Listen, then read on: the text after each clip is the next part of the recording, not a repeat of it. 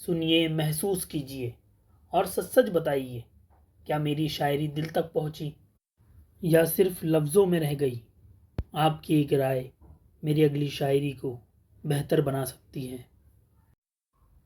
किसी दिल जले का ख्याल था, मुझसे एक हसीन सवाल था, क्या वहमो गुमा या ख्वाहिशों में उलझा हुआ होता है इश्क।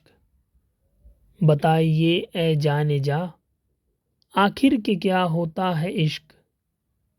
ए अजीज दिल, ए दिलरुबा, पूछा है तो सुनता ही जा। तुझ पे करूँ मैं राज अया, आखिर के क्या होता है इश्क।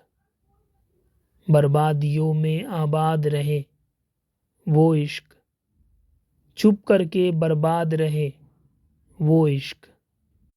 रेगिस्तान में भी सैराब हो वो इश्क, समुंदर में मोती कोई नायाब हो वो इश्क।